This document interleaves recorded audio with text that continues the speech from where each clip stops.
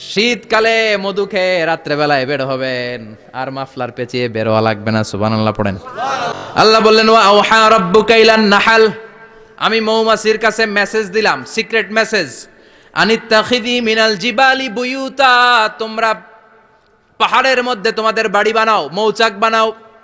অমিনা সাজার, গাছের মগ ডালে, বড় বড় ডালে তোমরা বাসা বানাও। ওয়া মিম্মা ইয়ারিশুন, উঁচু উঁচু জায়গায় মৌচাক বানাও, যাতে করে গ্রামের ছোট্ট ছেলেরা ঢিল মারতে না পারে। কোন সুবহানাল্লাহ।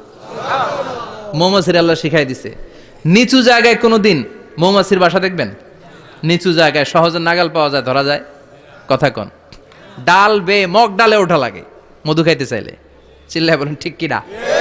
আল্লাহ সিক্রেট মেসেজ দিলেন আর বললেন আনিত্তাখিযি। আলেম যারা আছেন বলেন তো, ইত্তাখিযি এটা কি মুজাক্কারের সিগা না মুয়ান্নাসের সিগা? মুয়ান্নাস, মাশাআল্লাহ। এটা স্ত্রীবাচক শব্দ। আল্লাহ মৌমাছিকে যে মেসেজ করছে, পুরুষ মৌমাছিরে কয় নাই, এটা নারী মৌমাছিরে কইছে। চিল্লা এখন সুবহানাল্লাহ। এখন গবেষণা করে দেখা গিয়েছে, কার্ল ভন ফ্রিচ, একজন অস্ট্রিয়ান বিজ্ঞানী, উনি এটা নিয়ে গবেষণা করে 73 সালে 1973-তে নোবেল পেয়ে গেছে। এই আয়াতের উপর গবেষণা করে আল্লাহ কেমন করে সিক্রেট মেসেজ দিয়েছেন, কেমন করে মৌমাছি মৌচাকের বাসা বাঁধে, কেমন করে মধু আহরিত হয়, এটার উপর গবেষণা করে উনি একটা বই লিখেছেন, দ্য ডান্সিং বিজ। নেচে যাওয়া মৌমাছিগুলো, নাচতে নাচতে যেতে থাকা মৌমাছিগুলোর উপর একটা বই লিখে, দ্য ডান্সিং বিজ লিখে উনি নোবেল প্রাইজ পেয়েছেন এই মধুর উপরে। চিল্লায় পড়েন আল্লাহু আকবার। এখন কোরআনের আয়াত থেকে বোঝা গেল, আনিত্তাখিযি মিনাল জিবালি বুয়ুতা, আল্লাহ নারী মৌমাছিকে বলেছেন মৌচাক বানাও, তোমাদের মধু রাখার জন্য বাসা বানাও। কার্ল ভন ফ্রিচ গবেষণা করে পেয়েছে, মৌচাকের বাসা বানানো হয়, মধু আহরণ করা হয়, যেই মৌমাছিটা নেতৃত্ব দেয় এটা পুরুষ মৌমাছি নয়, এটা হলো মহিলা মৌমাছি। কোন সুবহানাল্লাহ। পুরো মৌচাকের মধ্যে মধু আহরণ, মধু নেওয়া, পুরো প্রসিডিউরটা সারার জন্য কোনো পুরুষ মৌমাছি লিডিং দেয় না, লিডিং দেয় একটা নারী মৌমাছি, স্ত্রী মৌমাছি। এজন্য ইত্তাখিয, ম্যাসকুলিন জেন্ডার ইউজ না করে আল্লাহ বলেছেন ইত্তাখিযি। নারী মৌমাছিকে আল্লাহ অ্যাড্রেস করে বলেছেন যাও মৌচাক বানাও, আর এটার মধ্যে মধু আহরণ করো। চিল্লায় পড়েন আল্লাহু আকবার। আল্লাহ বললেন ইত্তাখিযি মিনাল জিবালি বুয়ুতা, পাহাড়ের মধ্যে ঘর বানাও, মিনাস সাজার, গাছের বড় ডালের মধ্যে ঘর বানাও, ওয়া মিম্মা ইয়ারিশুন, উঁচু উঁচু জায়গায় ঘর বানাও। উনি গবেষণা পেয়েছেন এই মধুর মধ্যে অসাধারণ কিছু ন্যাচারাল অ্যান্টিসেপটিক আছে। কি আছে? Natural antiseptic. এটার নাম হচ্ছে প্রপিলিস। প্রপিলিস নামে একটা লিকুইড পাওয়া যায় মৌচাকের মধ্যে। এটা কাটা জায়গায় লাগা দিলে স্যাভলন, ডেটল কিছু লাগানো লাগবে না। ওই প্রপিলিসের কারণে আপনার কাটা জায়গা এমনি শুকায় যাবে। সুবহানাল্লাহ পড়েন। দ্বিতীয় বিশ্বযুদ্ধে রাশিয়ান যত সৈনিকরা যুদ্ধে আহত হতো, ওরা আলাদা করে অ্যান্টিসেপটিক খাইতো না, ওরা মধু আইনা লাগাই দিত আর সুস্থ হয়ে যেত। সুবহানাল্লাহ পড়েন। নিউজিল্যান্ডের কিছু বিজ্ঞানীরা আবিষ্কার করেছে, মৌমাছির হুলের ভিতরে রেমিটিক ফিভারের অ্যান্টিবায়োটিক আছে। অনেকের বাত জ্বর হয়, বাতের ব্যথা থাকে না? থাকে, মুরব্বীদের বেশি হয়। ওই জায়গার মধ্যে যদি আপনি মৌমাছি এনে ঢুকাই দিতে পারেন, মৌমাছির হুল লাগাই দিতে পারেন, ভালো হয়ে যাবে। মৌমাছি যখন হুল ফুটে আরাম লাগে না অনেক? খাইছেন? কামড় খাইছেন? হ্যাঁ, মজা লাগে। তো নিউজিল্যান্ডের এই গবেষকরা এরা আবিষ্কার করেছে যে মৌমাছি যদি হুল ফুটিয়ে দেয়, ওইখানে বাতের ব্যথা থাকলে, বেদনা থাকলে এটা ভালো হয়ে যাবে। আমি নিজে দেখেছি, বিবিসি একটা ডকুমেন্টারি, ইজিপশিয়ান একজন ফিজিশিয়ান, চিকিৎসক, উনি ওনার বাতের ব্যথায় আক্রান্ত যত রুগীরা আছে ওদের গায়ের মধ্যে মৌমাছি এনে এনে নিজে নিজে হুল ফুটায়। রুগী চিৎকার মারে, ও মাগো, ও আল্লাহ গো, কিন্তু একদিন পরে ব্যথা নাই, আর কয় ভালো হয়ে গেছি। সুবহানাল্লাহ কইবেন না? তো এজন্য এই কার্ল ভন ফ্রিচ 1973-তে দ্য ডান্সিং বিজ লেখে গোটা বিশ্বকে তাক লাগিয়ে দিয়েছে। তার গবেষণার প্রতিটি পয়েন্ট কোরআনের এই আয়াতের সাথে মিলে যায়। চিৎকার করে পড়েন আল্লাহু আকবার। এই যে আমরা মধু খাই, এই মৌচাকের ভেতরে অন এন অ্যাভারেজ অ্যারাউন্ড 60,000 মৌমাছি থাকে। 3 ভাগে, একটা হচ্ছে কুইন বি, একটা মেল বি, আর একটা হচ্ছে ওয়ার্কার বি। একটা থাকে রানী মৌমাছি, এর নেতৃত্বে সবাই চলে। আর একটা থাকে মেল বি, পুরুষ মৌমাছি, বংশ বাড়ানোর জন্য এদের কাজে লাগে। আর সব হচ্ছে ওয়ার্কার বি, সবাই কাজ করে। আল্লাহ বললেন সুম্মা খুলি মিন কুল্লি সামারাত ফাসলুকি সুবুলা রাব্বিকি যুলুলা, আল্লাহ সিক্রেট মেসেজ দিয়ে বললেন, গাছের উপরে বাসাবাদ, পাহাড়ের উপরে মৌচাকের বাসাবাদ, উঁচু উঁচু জায়গায় তোমরা তোমাদের বাসা বাঁধো। সুম্মা কুলি মিন কুল্লি সামারাত, এরপর এলাকার যত মিষ্টি মিষ্টি ফুল আছে, ফল আছে, ওখান থেকে রস নিয়ে আসো। সুবহানাল্লাহ। পুষ্পরস সংগ্রহ করে মধুগুলো, এটার বলে sweet nectar. They collect the sweet nectar from the flowers. এবং মধুর মধ্যে এত চমৎকার জিনিস থাকার কারণ হচ্ছে মৌমাছিগুলো ওই এলাকার সব ধরনের ফুল, ভালো ভালো সুগন্ধযুক্ত ফুল ফল থেকে রস নিয়ে আসে। তো ওই গাছগুলোর মধ্যে বনাজি গাছ আছে না নাই? ঔষধি গাছ আছে না নাই? এজন্য মধুরে বলা হয় সব রোগের ঔষধ। যত বনাজি ঔষধি গাছের নির্যাস আর পুষ্প রস আছে, সব আল্লাহ মধুর ভিতরে ঢুকায়া মধুকে আল্লাহ ন্যাচারাল ভ্যাকসিন বানিয়ে দিয়েছেন। চিল্লায়ে পড়েন আল্লাহু আকবার। আল্লাহ বললেন, সুম্মা কুলি মিন কুল্লি সামারাত, সব ফল আর ফুল থেকে এই নেকটার পুষ্পরস নিয়ে আসো।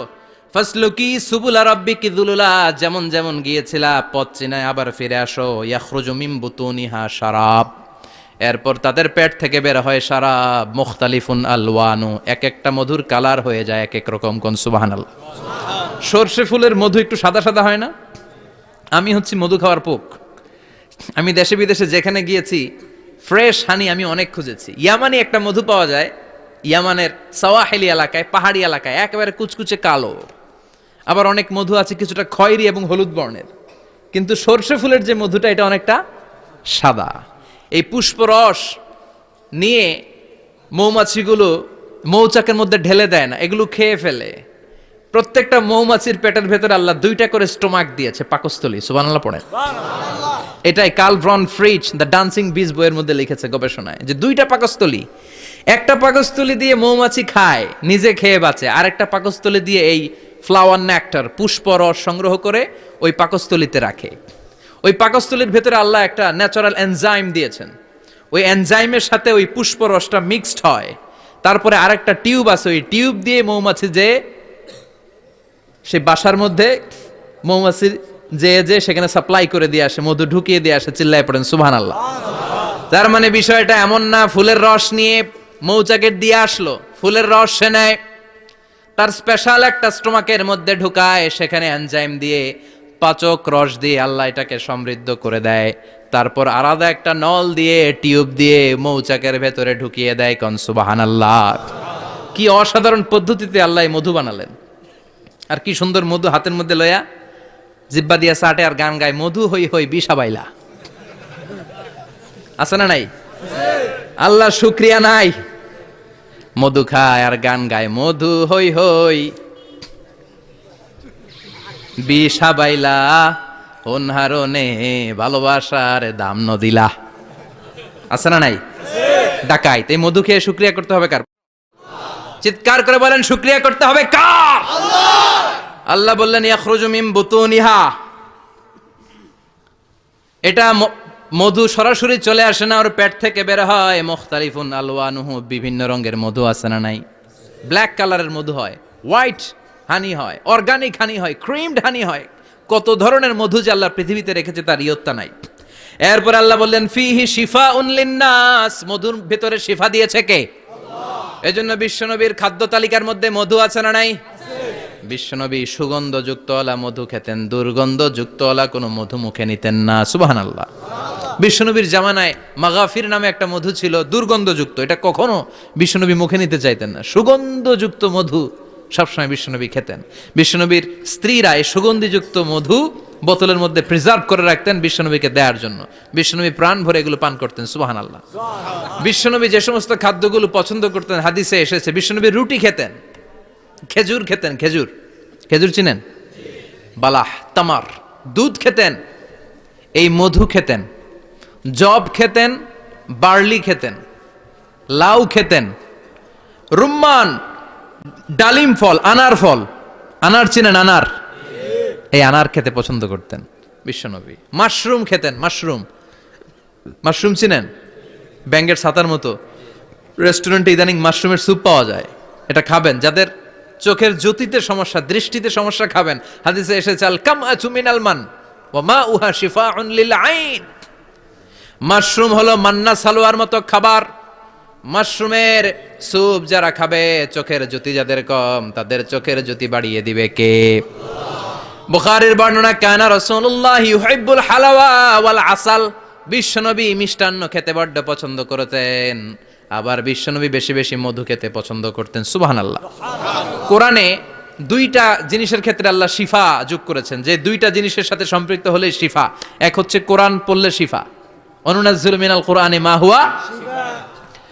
আবার কোরআনে এই আয়াতের ক্ষেত্রে বলা হয়েছে শিফা ফিহি শিফাউন লিন্নাস।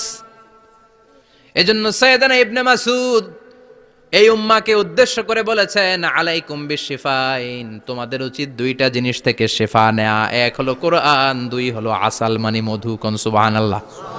কোরআন তেলাওয়াত করলে অসুস্থরে সুস্থ করে দেয় কে? সূরা ফাতিহা তেলাওয়াত করলে অসুস্থকে সুস্থ বানিয়ে দেয় কে? আবার মধু খেলে সুস্থ বানিয়ে দেয় কে? মধু খেয়ে প্রশংসা করবেন কার? নাকি মধু হই হই বিষ হাবাইলা বলবেন এগুলা কখনো?